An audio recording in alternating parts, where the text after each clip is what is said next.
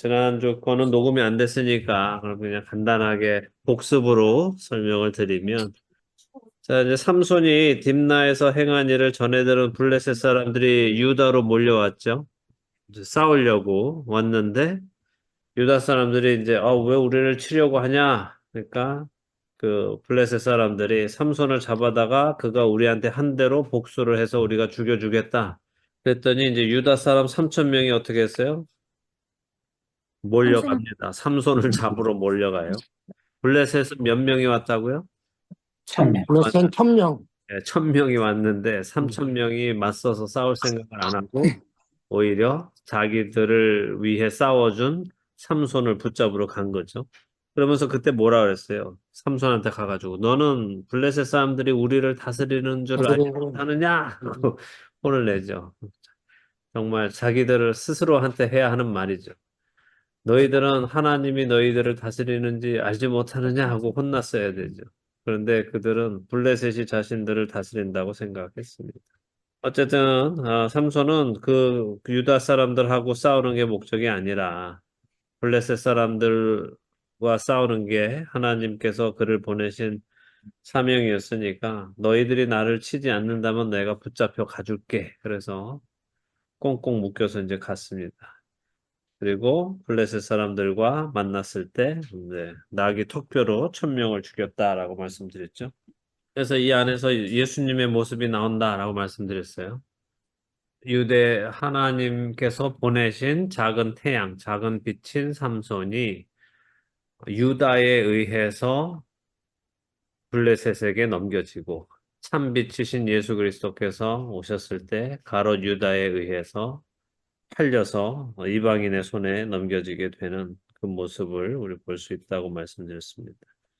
어쨌든 삼손은 그 나귀 새 턱뼈가 보여서 그걸 가지고 1,000명을 쳐 죽이고 거기서 이제 어떻게 했어요? 노래를 불렀는데 그 노래가 대단한 노래다 말씀드렸죠. 히브리 언어에 언어 유희가 다 담긴 노래였다. 빌레히 하하몰 하몰 하몰라타힘 벨레이 하하몰 히히케티 엘레프시. 그래서 1,000명을 죽이고 호탕하게 웃는 삼손의 그 시와 노래와 웃음이 다 담겼다라고 했습니다. 자, 18절에서 20절 읽겠습니다. 강영규 집사님부터 읽어볼까요? 삼손이 심히 목마름으로 여호와께 부르짖으려되 주께서 주의 성으로 이 큰 구원을 베푸셨사오나 내가 이제 목말라 죽어서 흘려받지 못한 자의 손에 빠지겠나이다. 하나님이 레이의 한 우묵한 곳을 터치시니 물이 거기서 솟아나오는지라. 삼손이 그것을 마시고 정신이 회복되어 소생하니 그러므로 그 샘 이름은 엔하코레라. 이 샘이 레이에 오늘까지 있더라.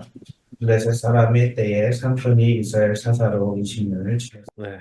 자, 1,000명과의 싸움이 끝난 삼손, 이제 그는 자신의 사역을 마칠 때가 됐습니다. 그리고 그가 말하죠. 목이 마르다. 누가 생각이 난다고요? 예수님. 예수님도 십자가에서 사역을 마치실 즈음에 내가 목이 마르다라고 말씀하셨어요. 예, 사실 삼손의 사역은 여기까지인 거예요. 여기까지가 삼손의 사역입니다. 그의 사역이 뭐였다? 블레셋에서 자기 백성을 구원해 시작한 시작했다. 그의 사역이에요. 그게 하나님께서 그를 보내신 목적입니다. 그러니까 그는 자기 사역을 잘 완수한 겁니다.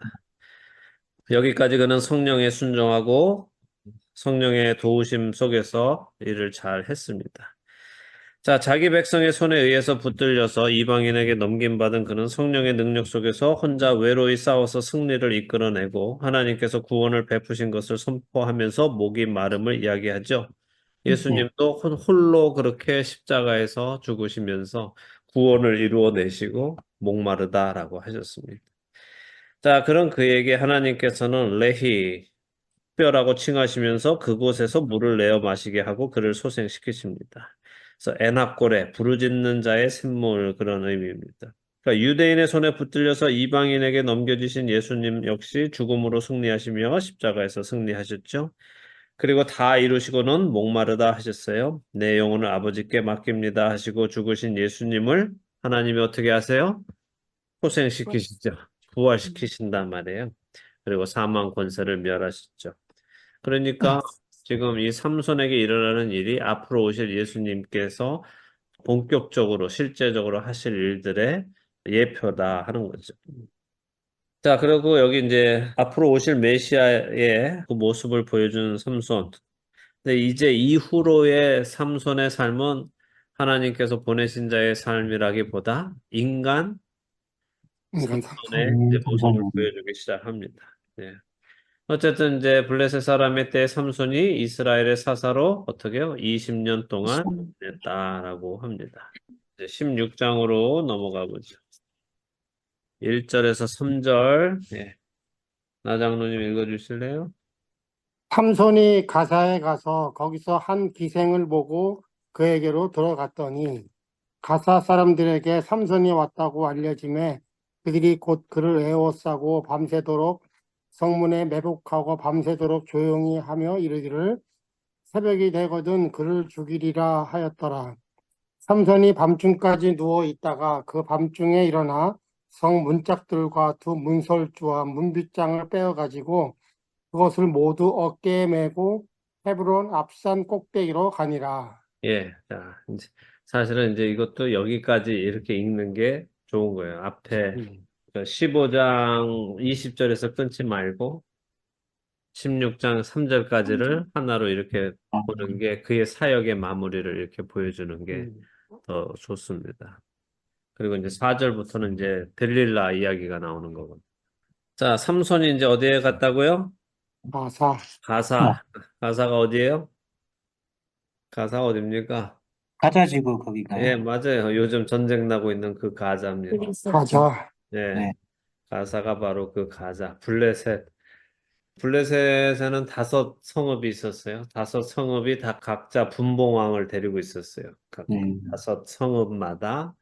근데 그 중에 가장 힘이 센 게 이제 가사였어요. 가사가 가장 블레셋에 깊숙이 지금도 아시다시피 지중해에 붙어 있죠. 그러니까 그 원래 이 블레셋 사람들이 그 섬에서 넘어온 사람들로 알려져 있거든요. 그래서 섬에서 배 타고 육지로 온 사람들이고 그래서 그 지중해 그쪽으로 도시를 세우고 살아갔죠. 자, 지금 이게 1, 2, 3절 이렇게 읽으셨을 때 삼손이 뭐 한 것 같으세요? 기생집에 가면 기생집에 갔다. 예, 그죠? 예. 그래서 기생집에 가서 어떻게 했다는 거예요? 기생집에 가서 기생하고 잤다는 거 아니에요? 이제 그렇게 생각이 되는 거죠, 그죠? 네. 그렇죠. 그러니까 삼손이 죄를 지었어요, 안 지었어요?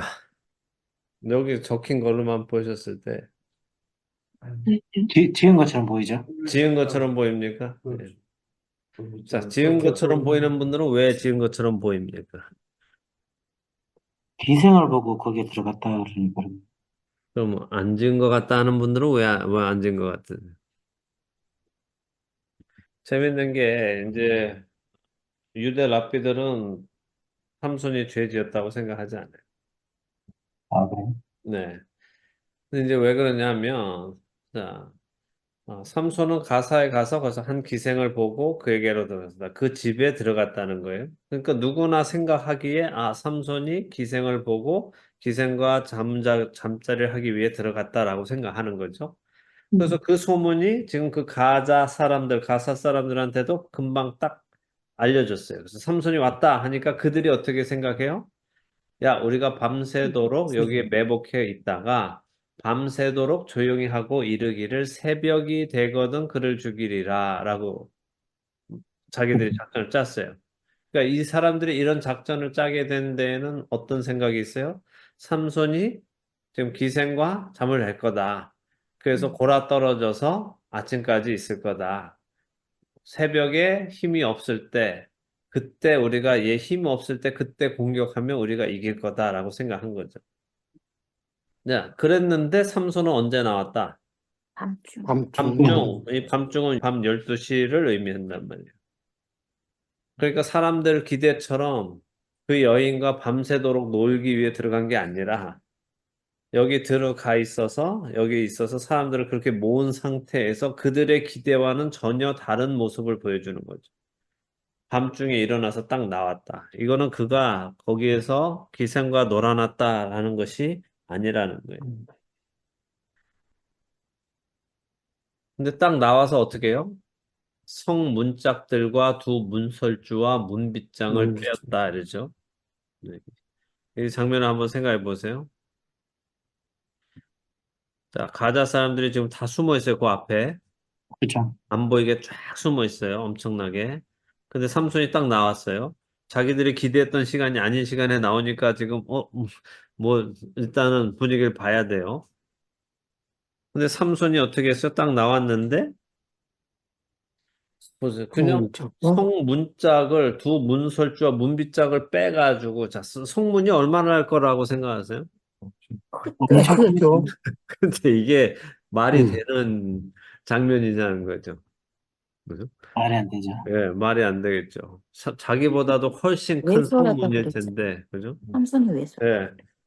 거기서 문 빗장을 빼가지고 문을 드르륵 열어가지고 이렇게 그 문 두 개를 들고서는 그렇게 가는 거 아닙니까? 자, 근데 여기 이게 왜 여기 써 있을까요? 여기 뭐 싸웠다 그것도 아니고 그냥 아 삼손이 힘이 이렇게 엄청나게 세구나 그걸 우리한테 알려주려고 써 있을까요? 그건 아닌 거. 어, 근데 이건 삼손이 이제 마지막이란 말이에요. 삼손의 마지막 사역을 마무리하는데 자 앞에 말씀드렸죠. 그렇게 에낙골에 거기에서 사람들을 나귀 턱뼈로 블레셋 사람 1,000명을 완전 멍청한 나귀처럼 그렇게 만들어 놓고 그 마지막을 하는 게 지금 이 장면이 마지막이에요. 그래서 제가 이게 앞으로 같이 붙어야 된다라는 말씀을 드리는데 자 가자에 갔다가 어디까지 갔다는 거예요? 그 성문을 가지고 헤브론 헤브론을 갔다는 거예요. 이 거리가 얼마나 될까요? 엄청 멀지 않아요? 40마일입니다. 40마일. 40마일. 근데 그게 헤브론은 고지란 말이에요. 지금 여기 바닷가, 무슨- 가자 바닷가에서부터 산 꼭대기로 산 위로 쭉 올라가는 거예요. 근데 왜 헤브론으로 갔다 이야기를 쓰느냐? 이 먼 거리를 뭐하러 삼손이 이 성문을 들고 가느냐? 그걸 우리가 알아야 되는 거죠. 헤브론은 뭘 상징할까요? 헤브론에 대해서 여러분이 아시는 거 있으세요? 헤브론이 저기 창세기에 나오는데. 그렇죠. 창세기 나오죠. 아브라함, 아브라함이 정착해서 살던 곳이고 아브라함이 살던 곳. 나중에 사라가 죽어서 그 헤브론에 막벨라 굴을 사서 거기다가 장사를 무덤을 하고. 삼고 자기들도 다 거기에 묘를 삼는 거죠. 그렇죠. 그러니까 헤브론은 뭐예요? 뿌리가 되는 곳이라고. 어, 유대인의 뿌리. 자기들 아버지 그러니까 아브라함, 이삭, 야곱의 무덤이 있는 곳이고. 어. 근데 창세기 22장 한번 보세요. 창세기 22장. 창세기 22장 하면 벌써 딱 뭐가 떠올라야 돼요? 아브라함이 번제, 이삭을 번제로 드리는 번제로 드리고. 거기거든요. 그때 17절에 보세요. 자, 16절부터 보세요. 16절. 뭐 15절부터 보면 여호와의 사자가 하늘에서부터 두 번째 아브라함을 불러 이르시되 여호와께서 이르시기를 내가 나를 가리켜 맹세하노니 네가 이같이 행하여 네 아들 네 독자도 아끼지 아니하였은즉 17절에 내가 내게 큰 복을 주고 내 씨가 크게 번성하여 하늘의 별과 같고 바다의 모래와 같게 하리니 내 씨가 그 대적의 성문을 차지하리라. 왼쪽을 하면 삼손이라고. 네.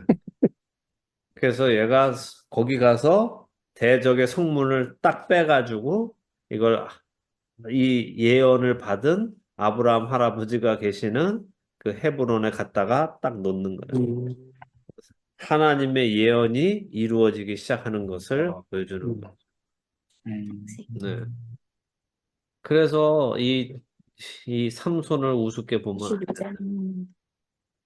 하나님의 이 예언을 하나님의 예언이 시작이 된 거죠. 그렇죠? 그리고 이 완성은 언제 되는 거예요? 예수님의 십자가에서 되는 거예요. 예수님의 십자가. 자, 그래서 삼손이 이제 이렇게 해서 그들 그 성문을 갖다 놓음으로 인해서 하나님의 아브라함에게 주셨던 그 약속이 이루어지기 시작하는 것을 이제 보여줍니다. 그래서 블레셋의 가장 깊은 곳에 성문을 뜯어다가 유대인의 근원에 가져다 놓았고 이것은 상징적으로 이스라엘의 승리를 보여주는 것입니다. 음, 그래서 바로 이 일을 통해서 삼손은 이제부터 블레셋 전체의 적이 되기 시작하는 거예요. 그래서 공공의 적이 돼서 블레셋 전체가 이제부터 그를 잡아 죽이려는 일을 꾸미게 되는 거예요. 너무 이제 자존심이 상한 거거든요. 자기네 가사 가장 깊은 곳에 가장 강력한 가사의 성문을 뜯어가지고 자기네 할아버지 무덤 있는 곳에 갖다 놨으니 자기들한테는 엄청난 치욕이기 때문에 우리가 이 치욕을 당하고 살 수 없다. 이래서 이제 삼손을 잡아 죽이기로 시작하는 겁니다. 자, 4절에서 5절 두 절만 예. 현우 집사님 읽어주시죠. 예.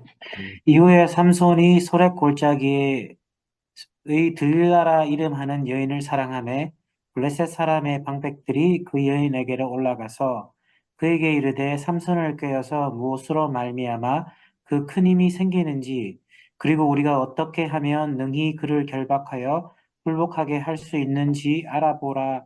그리하면 우리가 각각 은 1,000개씩을 내게 주리라 하니 예. 1,100개씩이에요. 1,100. 1,100씩 1,100개.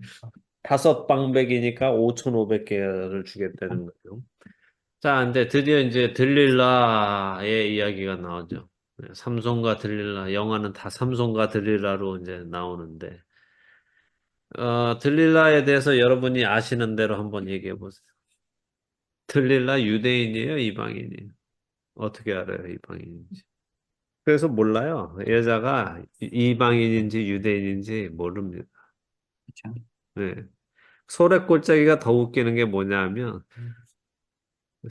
소래골짜기가 유대인하고 블레셋하고 경계 동네예요. 아, 그 골짜기니까 이쪽은 유대, 이쪽은 블레셋. 블레셋. 거기 살아요. 어, 그래서 이 여자가 유대인인지 이방인인지 알 수 없어. 그렇군요. 그래서 들릴라란 이름이 히브리 이름인지 아닌지도 모르는 거예요. 음, 그래서 이 들릴라에 대해서는 많은 이제 설이 있죠. 블레셋 여인이었을 것이다 하는 사람도 있고 유대인이었다라는 사람들도 있습니다. 근데 이방인이었는데 유대인으로 개종한 여인이다 하는 사람도 있고 성전의 여사제로 창녀였다 하는 신학자도 있어요. 또 음, 영적으로는 깨끗한 사람이었다 하는 사람도 있죠. 그래서 그녀의 이름의 뜻 들릴라가 요염한 꼬시는 이런 뜻이라고 하는 사람도 있고 아니다 불쌍한 가난한이라는 의미다라는 사람도 있고 밤이다 하는 어둠이라는 뜻을 가졌다 하는 해석도 있어요. 어느 것도 정확한 게 없어요. 음,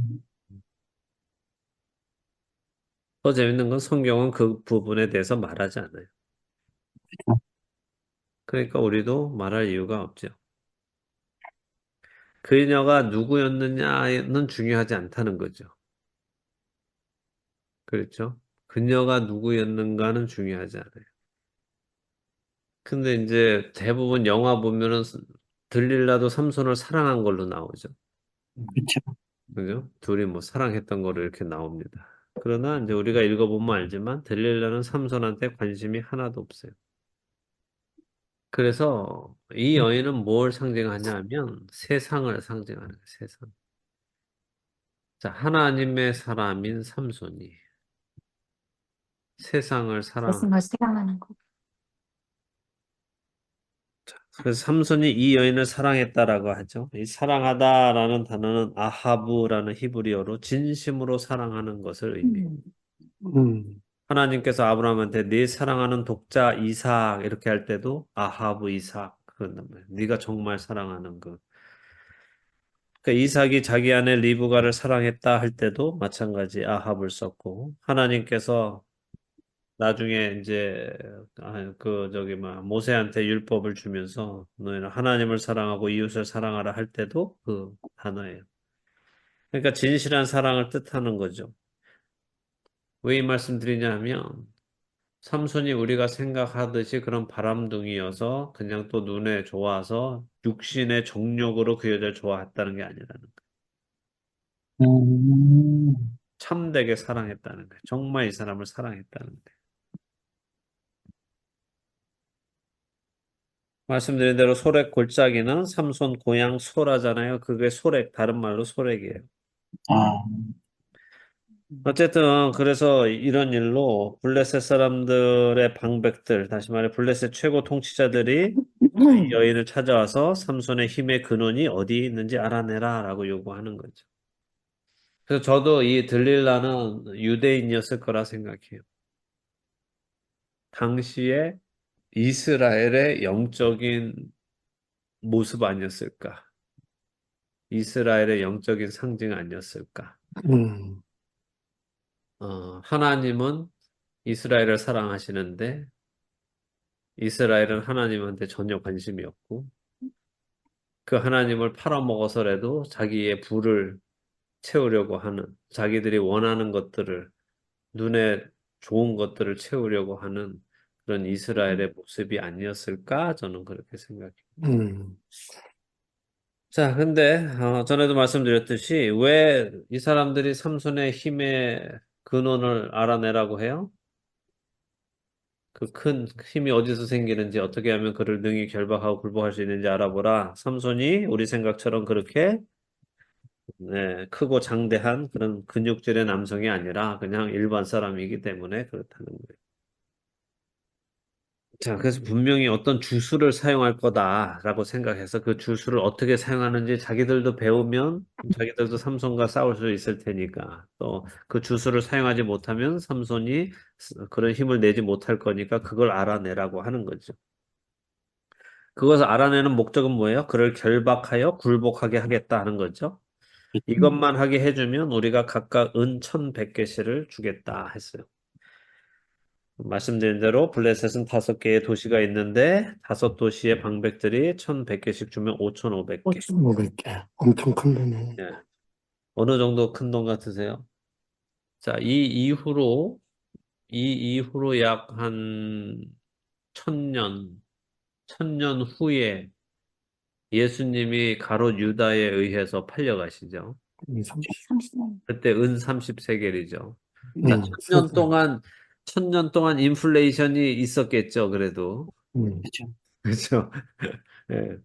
그래서 이 삼손 당시의 노예값은 20세겔 정도 했대요. 예수님 당시 30세겔이었고. 그리고 삼손 당시 노동자 1년 수입이 1년 연봉이 적은 사람은 5세겔, 많은 사람은 15세겔 했었어요. 그러니까 5,500세겔이면 만약에 15세겔 받는 사람이면 366년 동안 받는 돈이에요. 야, 5세겔 받는 사람이면 1,100년 동안 받는 돈이에요. 1,100년 연봉이에요. 천년. 노예는 275명을 살 수 있는 돈이에요. 엄청난 돈이죠. 그러니까 이 돈 받으면 평생 먹고 사는데 시장. 아무 걱정 없는 그런 돈입니다. 자, 그러니까 삼손이 겉보기에 어디서 힘이 나오는지 알면은 이렇게 많은 돈을 줘가면서까지 그 비밀을 알려고 하지 않겠죠. 네. 그렇죠. 자, 6절에서 9절 강장로님 읽어주세요. 들릴라가 삼손에게 말하되 청하건대 당신의 큰 힘이 무엇으로 말미암아 생기며 어떻게 하면 능히 당신을 결박하여 굴복하게 할 수 있는지 내게 말하라 하니 삼손이 그에게 말하되 만일 말하지 아니한 새 할 줄 일곱으로 나를 결박하면 내가 약해져서 다른 사람과 같으리라. 블레셋 사람의 방백들이 마르지 아니한 새 밧줄 7을 여인에게로 가져오매 그가 그것으로 삼손을 결박하고 이미 사람을 방 안에 매복시켰으므로 삼손에게 말하되 삼손이여 블레셋 사람들이 당신에게 들이닥쳤느니라 하니 삼손이 그 줄들을 끊기를 불탄 삼시를 끊는같이 하였고 그의 힘의 손은 알아내지 못하니라. 네. 자, 델릴라가 돈 준다니까 어떻게 해요? 바로 작업에 들어갑니다. 그죠? 네. 그래서 당신의 힘의 근원이 어디며 어떻게 해야 당신을 결박하겠습니까? 라고 물어요. 이런 질문을 하면 삼손은 어떤 생각이 들어야 하겠습니까? 자, 그거는 궁금해할 수 있다고 칩시다. 힘의 근원이 어디서 나오냐? 그건 궁금해할 수 있다 치죠. 그런데 어떻게 해야 당신을 결박하겠느냐라고 묻는 건 이상하지 않냐? 또 삼손이 그 정도는 생각을 해야죠. 그걸 왜 물어라고 해야 된단 말이죠. 그죠? 이게 처음에서 이상.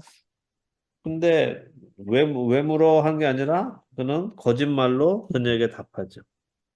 이게 정말 그가 실패의 첫걸음을 내딛는 거예요. 마르지 아니한 새 활줄. 이 새 활줄은 짐승의 힘줄을 얘기하는 겁니다. 그런 것으로 나를 묶으면 내가 약해져서 일반 사람처럼 된다라고 했습니다. 이때 삼손이 어떻게 대답했어야 좋을까요? 왜 알려고 그러냐고. 왜 하려고 그래? 알아서 뭐해? 하나님이 주신 거야. 네, 그렇죠. 네. 나의 힘의 근원은 여호와 하나님이시다. 네.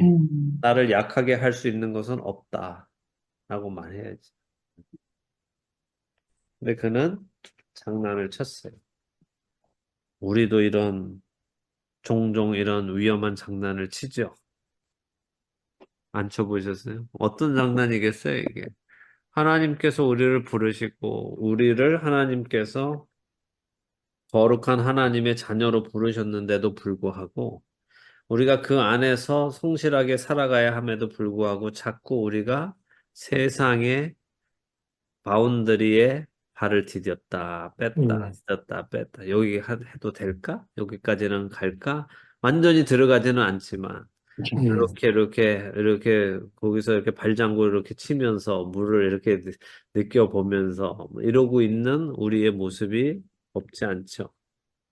그러니까 사랑해서는 안 되는 것을 사랑하기 시작하면 사람들이 사실 이거 분명하게 생각해야 돼요. 위험하면 가지 말아야 된다. 그렇죠. 그런데 얼마나 위험할까 꼭 가보는 사람이 있단 말이에요. 어느 정도로 위험할까 하고 가보고. 그 정도로 위험하진 않은 것 같아 하면서 점점 가다 보면 그 안으로 들어가게 된다. 우리가 신앙생활을 하면서 각자가 마지노선을 정하죠. 이거 이상으로는 내가 안 해. 이거 이상으로는 나는 하지 않겠어. 예를 들어 쉽게 말하면 이런 거예요. 나는 절대 신앙생활 하면서 나는 술, 담배는 하지 않겠어. 이렇게 했다고 쳐봐요. 그러고 있다가 어느 날 우연히 사람들하고 술을 한잔 하게 됐어요. 정말. 안 하려고 했는데 상황이 그럴 수밖에 없어서 했어요. 그러면 죄인인 사람의 속성은 어떠냐 하면, 술은 했으니까 담배는 안 해야지. 이렇게 돼요. 그래서 그 다음에는 전에는 술, 담배는 안 해 이랬는데 술은 한번 먹었기 때문에 술은 내려놓고 이제 담배는 절대 안 해 이러면서 내가 술은 먹어도 담배는 이제 안 펴 이러고 한단 말이에요. 원래 하나님 안에서는 어떻게 하면 하나님 제가 술을 마셨네요 하고 하나님께로 가져나가야 되는데 그렇지 않고 마지노선을 내가 뒤로 땡긴단 말이에요. 근데 술을 계속 먹다 보면 담배는 당연히 피게 돼 있어요. 그 술 먹으면서 담배 안 피는 사람이 없기 때문에. 그러면 그 다음에는 술, 담배를 같이 하게 되면 그 다음에 마지노선을 어떻게 뒤로 또 땡기느냐 하면 내가 술, 담배는 해도 외박은 안 해 또 이렇게 되는 거예요. 그러면서 점점 자기의 그 마지노선 뒤로 가다 보면 결국에는 하나님 멀리로 갈 수밖에 없어요. 관대해져서. 네. 그 생각에 반려. 자기 죄에 대해서 관대해지기 시작하면은 내가 한번 실수했다고 해서 이 다음부터는 거기까지 자꾸 허락해 주면 안 된다는 거예요. 다시 올려야 되는 거예요. 다시 이 마지노선을 다시 더 앞으로 올려서 해야 됩니다. 자, 삼손의 말에 들릴라는 블레셋 사람들에게 말해서 방백들은 힘줄을 구해다 줘서 그녀에게 줬습니다. 그래서 들릴라는 그를 묶은 후에 블레셋 사람들이 그가 정말 힘이 없어졌으면 잡아가려고 지금 방에 매복해 있죠. 그녀가 이제 소리칩니다. 블레셋 사람들이 당신을 잡으러 왔습니다. 그러니까 삼손이 그 힘줄들을 어떻게 해요? 불탄 삼실같이 끊어버렸다 하는 거죠. 숨어있던 사람들은 어땠겠어요? 기분이. 야, 이제 소금 힘 느낌. 못 쓰면 이제 나가서 잡자 이러고 막 이러고서 무기 들고 이러고 있었는데 삼손이 벌떡 깜짝 일어나서 우두둑 풀어버렸으니까 어떻게 하겠어요? 그 안에서 깜짝 놀랐지. 숨도 못 쉬고 그냥 해 있어야죠. 그죠? 네. 결국 어떻게 해요? 삼손의 힘의 근원을 알아내지는 못했습니다. 10절에서 12절 제가 읽어볼게요.